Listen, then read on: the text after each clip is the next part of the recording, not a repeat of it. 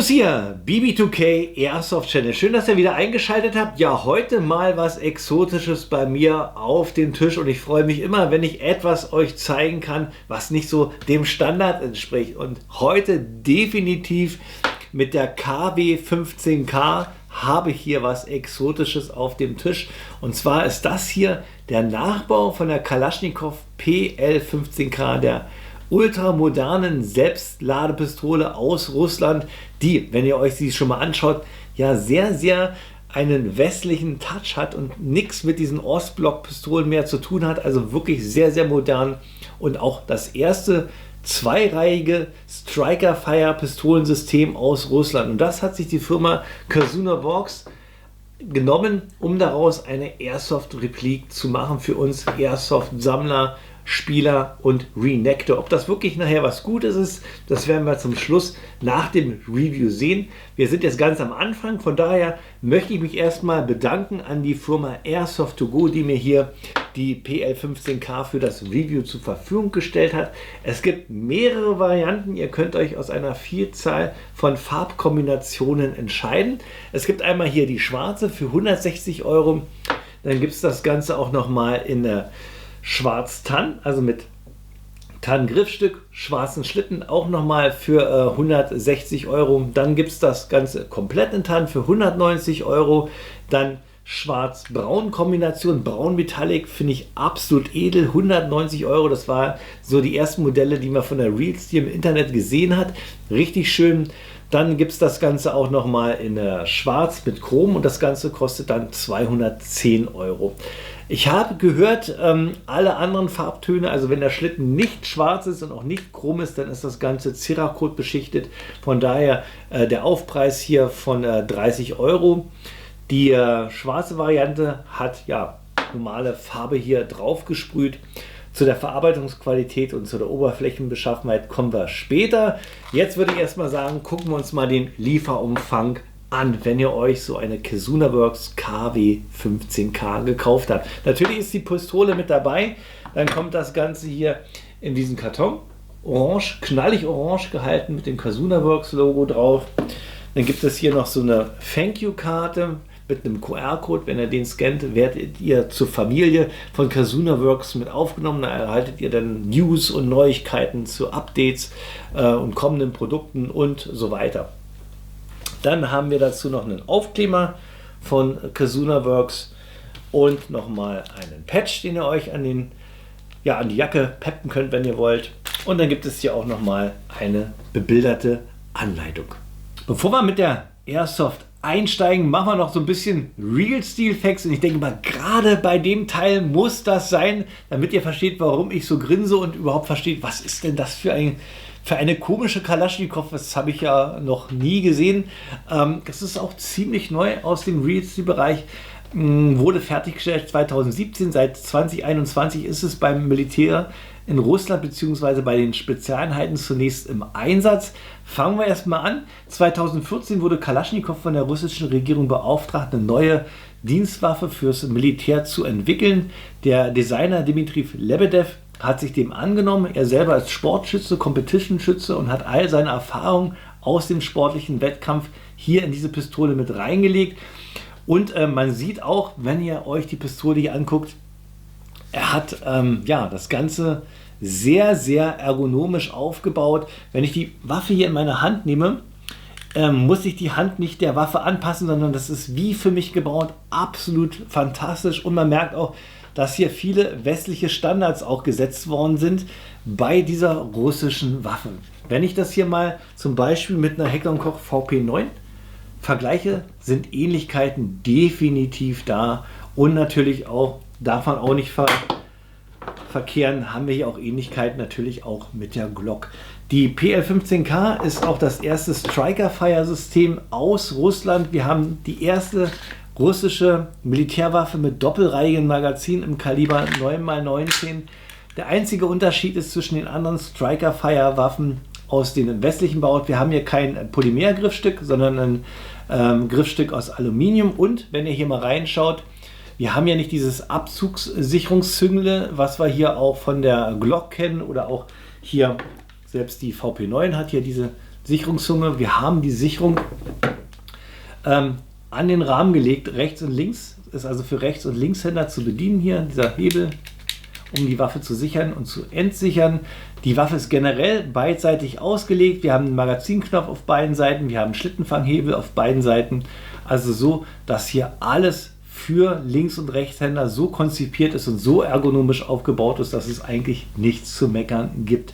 Also absolutes High-End-Produkt aus Russland, was auch konkurrieren kann mit westlichen Pistolen. So was ich so gehört habe, schießt die russische PL15K richtig gut. Und das Tolle ist auch, sie ist auch so ein bisschen an die Glock angelehnt, was so das Äußere angeht, sodass man sie sogar in einem Glock-Holster holstern kann. Jetzt zeige ich euch mal, ich habe hier mal so ein Glock-Holster, stecke ich mal die PL15 rein, seht ihr?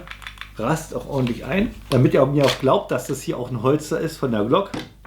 Und hier auch nochmal eine Glock. Ja, passt auch ohne weiteres. Und es lassen sich sogar bei der Reedsteel, wenn ihr wollt, auch die Visierung von der Glock verwenden. Ob das jetzt hier auch bei der Kazuna Works so funktioniert, kann ich euch nicht sagen, denn sie weicht leider etwas vom Original ab. Dazu kommen wir aber später. So, ich denke mal, jetzt habe ich euch genug erzählt über die Reedsteel. Jetzt fangen wir an. Jetzt gehen wir in die KW 15K rein. Machen wir mal den Bodycheck. Ich gehe mal ein bisschen näher ran, damit ihr euch die PL15K etwas genauer anschauen könnt. Wie gesagt, es gibt verschiedene Farbnuancen, die ihr euch kaufen könnt. Ich habe hier die schwarze, sozusagen die günstige, für 160 € in meiner Hand. Das merkt man auch an der Beschichtung. Ich denke, die schwarze ist die einzige, die hier keine Cerakote-Beschichtung hat.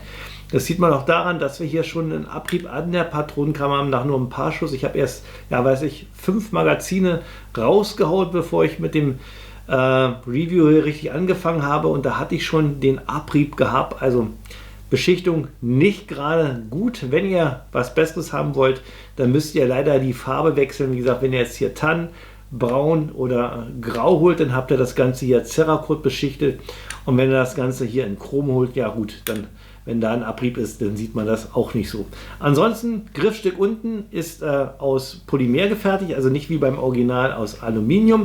Verarbeitung aber ganz gut. Wir haben ja so ein bisschen Gussnähte, die aber sehr, sehr sauber verarbeitet worden sind. Auch sehr dem Original entsprechend. Wenn das hier ein Aluminiumframe gewesen wäre, würde ich es natürlich als Sammler noch mehr abfeiern, weil dann würde es noch näher an das Original herankommen. Ansonsten Materialien, wie gesagt, hier alles Aluminium. Alle Bedienelemente sind hier aus Aluminium. Stahl finden wir hier außen nicht. Kommen wir zu dem Thema Markings, und da muss ich leider wieder ein bisschen mosern, denn hier hat Kazuna Works wirklich gespart und hat einfach nur die Original-Markings aufgelasert oder hier mit weißer Farbe drauf gepinselt. Sieht jedenfalls nicht so schön aus, obwohl wir hier wirklich alles haben wie beim Original. Wir haben hier das Kalaschnikow-Logo, Seriennummer, die russische Bezeichnung PL15K, aber wie gesagt, nicht tief ins Material geprägt. Das hätte Kazuna Works echt noch machen müssen. Dann wäre das eine Aufwertung. Von daher bin ich nicht so begeistert. Und wenn ihr euch das Ganze auch noch mal hier anschaut, auch an der Patronenkammer einfach nur die Kaliberangabe 9x19 und die Seriennummer hier auch nur drauf gepinselt. Schauen wir uns die nächsten Markings an, die aus Deutschland kommen müssen. Und hier haben wir auch den neuesten Standard gesetzt. Denn wir haben jetzt hier zu der Herstellerangabe, Kaliberangabe und dem FM5-Eck jetzt auch noch die PTB-Nummer. Das ist ja jetzt seit neuestens auch noch Pflicht. Also noch mehr Roman auf einer Airsoft-Waffe in Deutschland. Aber hier von Airsoft to Go schön dezent angebracht. Nächste Markings, die wir haben, finden wir hier am Magazin. Das hole ich mal raus. Und zwar eigentlich nur am Magazinboden. Und das hat auch nichts mit dem Original zu tun. Hier steht nur Kazuna Made in Taiwan. Weiter geht's mit den technischen Daten. Heute Kazuna Works KW15K bzw. PL15K mit einer Gesamtlänge von 182 mm, Lauflänge 70 mm mit einem Innenlaufdurchmesser von 6,03, Gewicht 700 Gramm, Kaliber 6 mm, Magazinkapazität 22 Schuss. Haben wir hier das System Gas Blowback mit einer angegebenen Energie von 0,7 Joule bzw. 275 FPS. Das Ganze werde ich jetzt für euch im Chrono nachmessen. mache gleichzeitig auch den Gaseffizienztest. Das heißt, ich schaue mal, wie viel Schuss ich mit einer Gasfüllung hier aus der Airsoft rausbekomme. Ja, und danach machen wir den Schusstest auf 10 Metern. Ja, danach sehen wir uns dann genau an dieser Stelle wieder.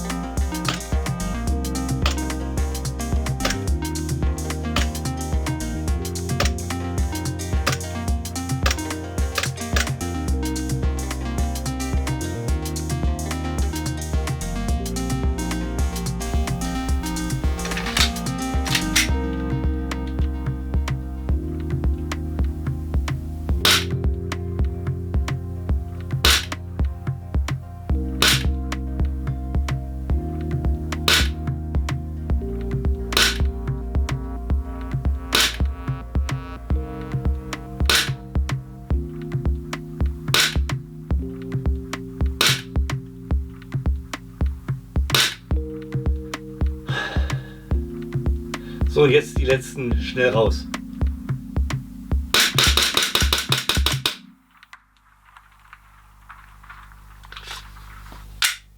Das war der Chrono Gaseffizienz und Schusstest gewesen. Fassen wir das Ganze noch mal ein bisschen zusammen. Laut Hersteller hat hier die PL15K einen Maximalwert von 0,7 Joule. Das habe ich hier mit meiner auch erreicht, sogar etwas überschritten mit maximal 0,76 Joule. Im Durchschnitt liegen wir hier bei 0,58 Joule beim ersten Magazin und 0,56 Joule beim zweiten Magazin. Minimalwert war 0,47 bzw. 0,41 beim zweiten Magazin. Was mich ein bisschen enttäuscht hat, war definitiv die Gaseffizienz. Wir haben hier ein richtig dickes Magazin. Hier könnte man eine ganze Menge mit rausholen, aber die PL15K schafft gerade mal 31 Schuss. Ich habe den Versuch mehrfach gestartet. Und ja, ich lag wirklich immer so etwas über 30 Schuss. Es lässt sich also nicht mehr rausholen. Ich habe auch andere Gassorten noch mal probiert.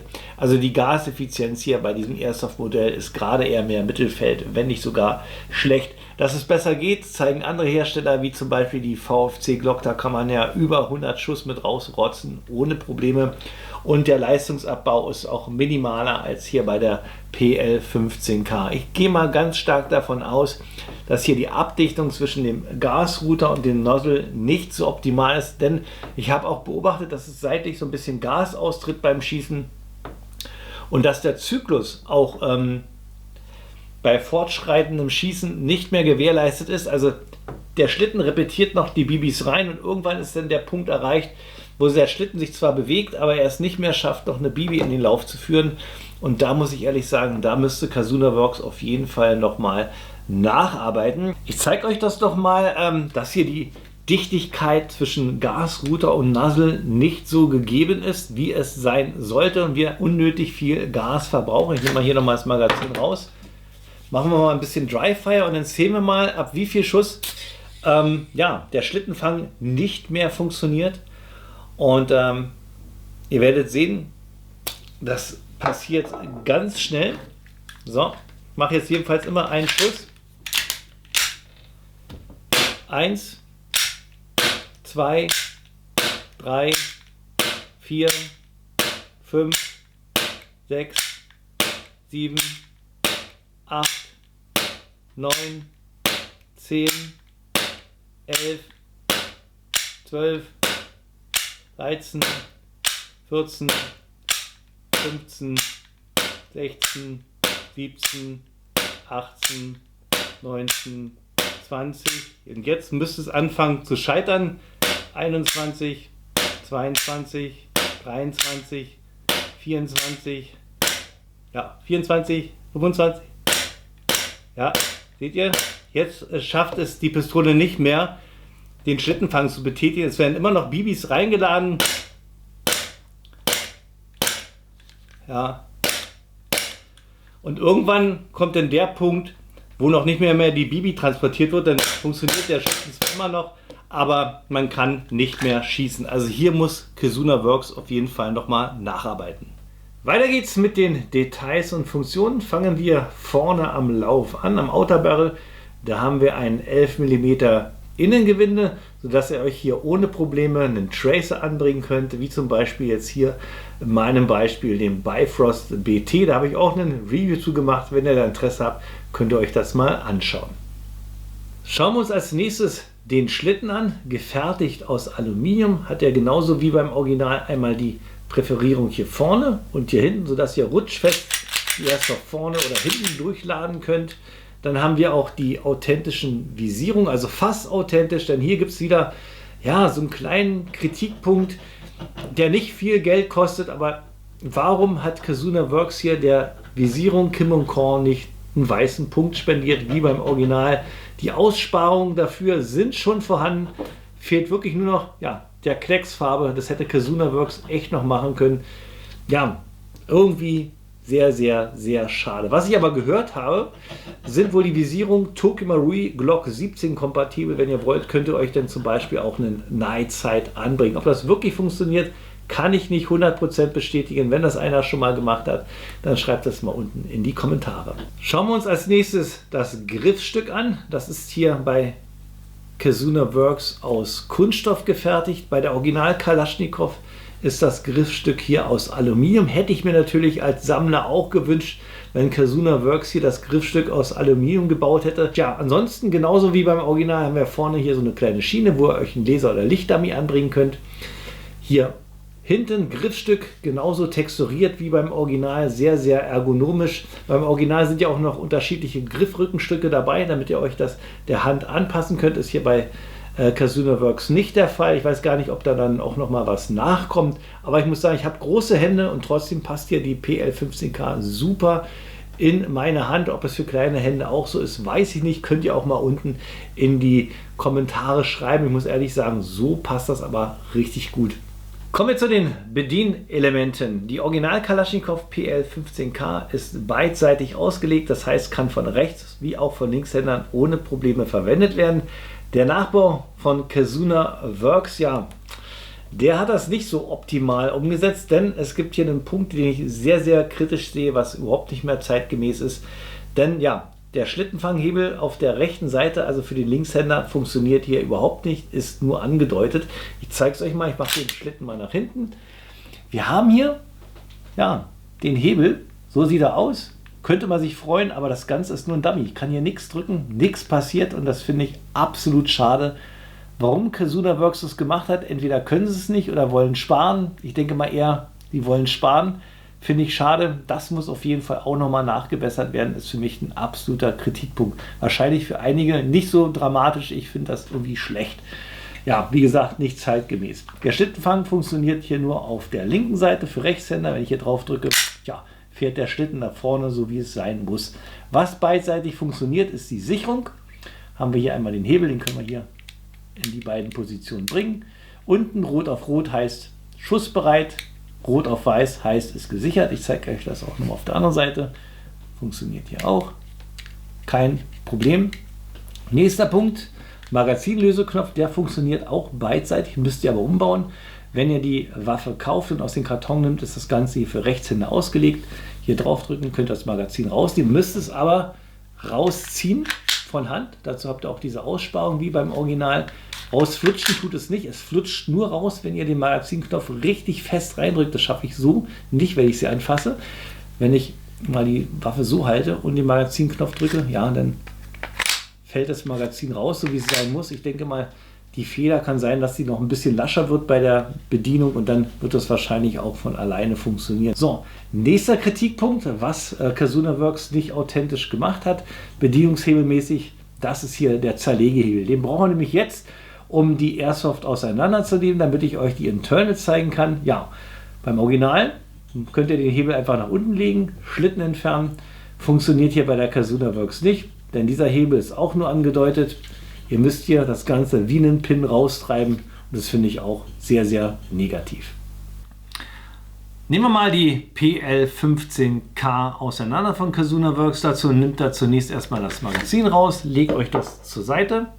Ja, und dann eigentlich wie beim Original müsstet ihr einfach nur den Zerlegehebel nach unten legen. Das ist jetzt hier nicht der Fall. Ihr müsst den Zerlegehebel rausdrücken wie einen Pin.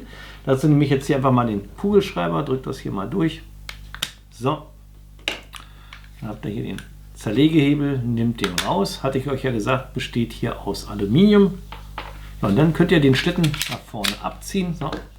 So sieht er aus. Ja, dann die Federführungsstange rausziehen. Legen wir auch zur Seite, Feder zur Seite. So. Dann könnt ihr den Lauf rausnehmen, den Outer Barrel zur Seite legen und dann habt ihr die Airsoft zerlegt. Schauen wir uns kurz nochmal den Outer Barrel im ausgebauten Zustand an. Wie gesagt, besteht das Ganze hier aus Aluminium. Inner Barrel und Hop-Up-Unit. Inner Barrel mit einem Durchmesser von 6,03. Ähnelt oder beziehungsweise ist das ganze System identisch mit der Raptor Gach.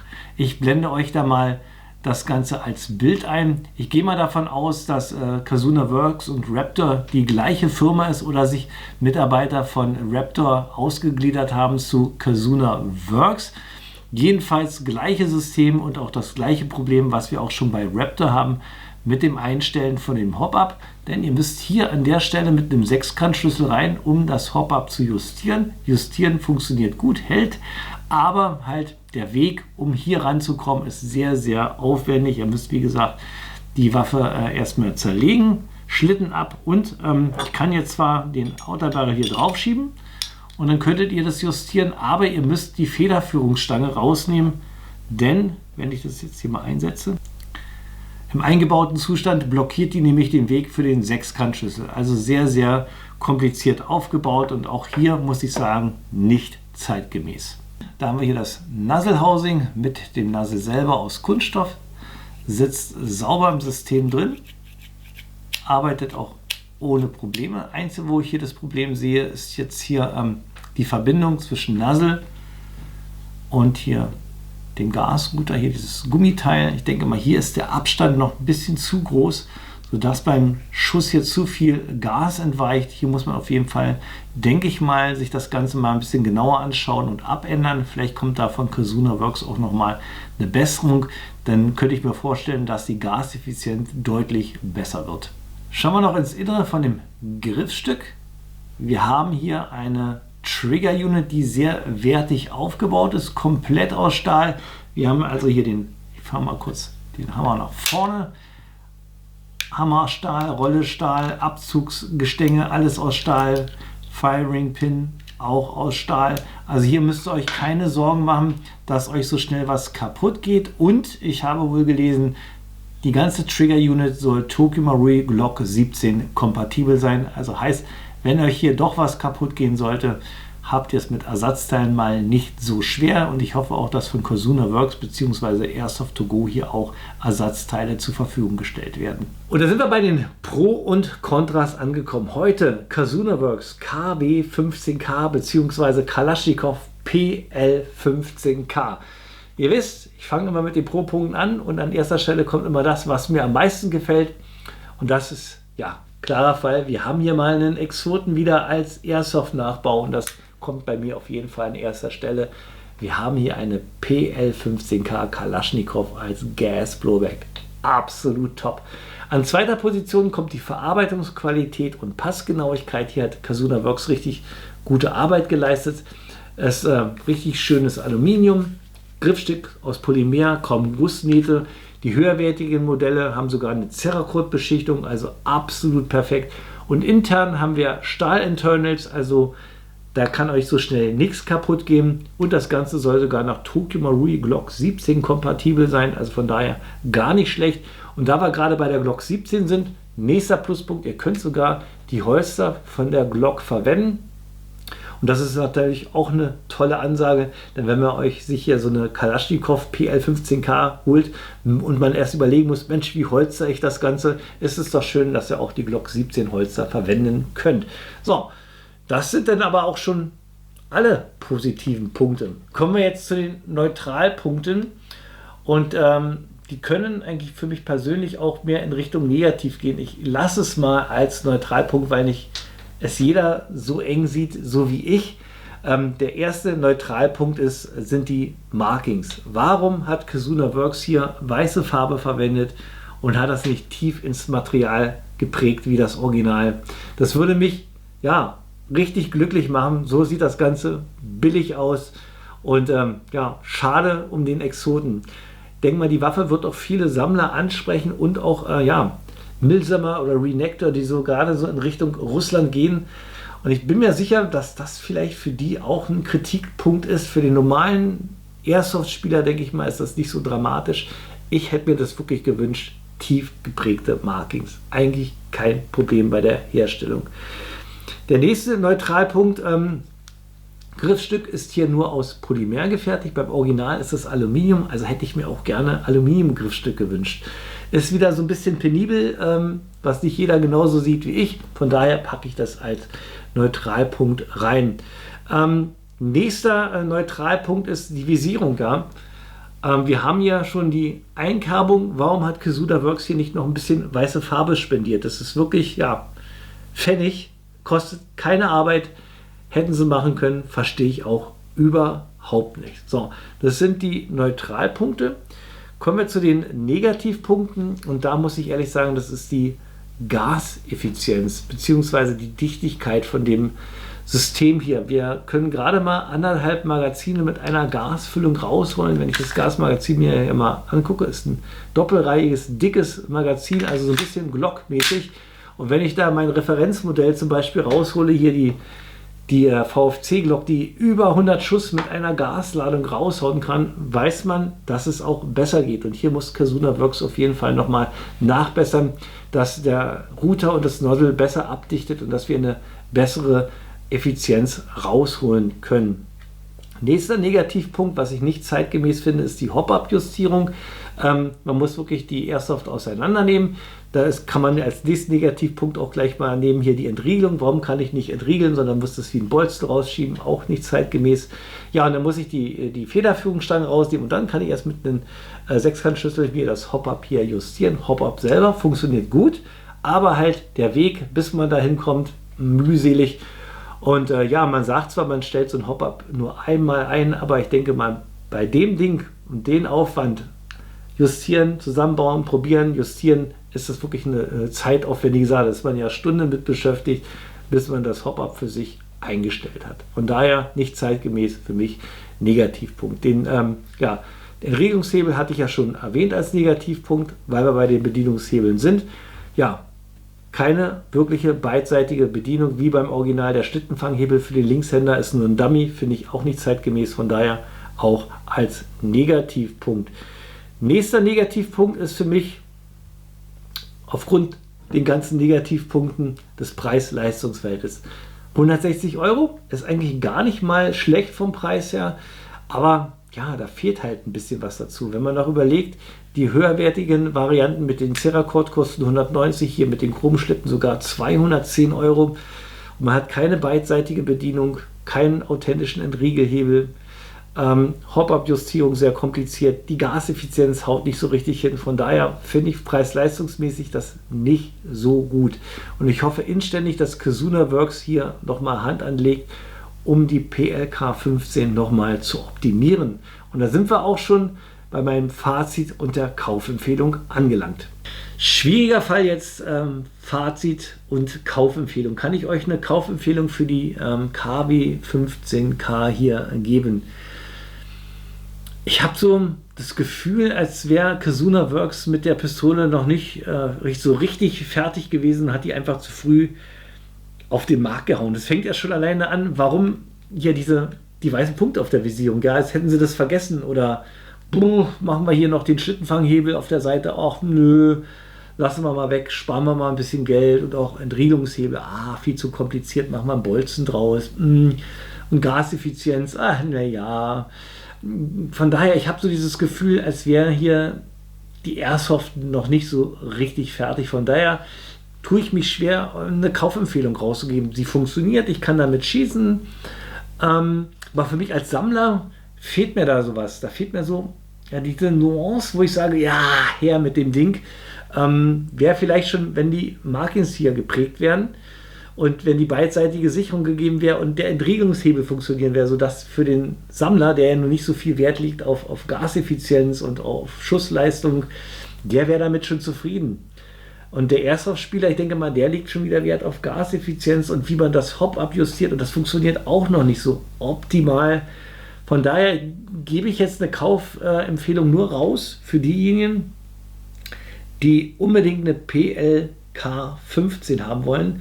Wenn jemand sich eine Airsoft-Pistole holt, weil er eine Airsoft-Pistole braucht, dann würde ich euch diese hier nicht empfehlen. Da gibt es weitaus bessere Modelle mit einer besseren Effizienz, mit einer besseren Art, sich das Hop-Up einzustellen, als hier die Kazuna Works PL15K. So, das war es von mir gewesen mit dem Review. Ich hoffe, euch hat es Spaß gemacht. Jetzt bin ich super stark auf eure Meinung gespannt. Schreibt das mal unten in die Kommentare. Was haltet ihr von der PL15K von Kazuna Works? Seht ihr es genauso? Bin ich zu überempfindlich oder seht ihr das ganz anders? Schreibt das alles mal rein. Also für mich persönlich würde ich sagen, ich weiß noch nicht, ob ich diese hier behalte. Beziehungsweise diese Variante. Ich würde ja gerne die haben mit dem schwarzen Griff und mit diesem braunen Metallic-Schlitten. Finde ich mega genial, weil das so mich an die ersten Bilder von der Kalaschnikow erinnert, die ich mal im Internet gesehen habe. Aber dann müssen diese Markings auch geprägt sein. Also so richtig gefangen hat mich hier die Airsoft noch nicht. Ich bin auf eure Meinung gespannt. Schreibt das mal unten rein. Und ja, dann würde ich sagen, sind wir jetzt wirklich am Ende? Bleibt mir nur mein Standardspruch wie immer. Wer meinen Kanal noch nicht abonniert hat, klickt mal da oben drauf. Unten gibt es ein weiteres Video von mir. Bleibt mir alle gesund und munter. Und ich hoffe, wir sehen uns beim nächsten Review wieder. Macht's gut. Euer Bruce.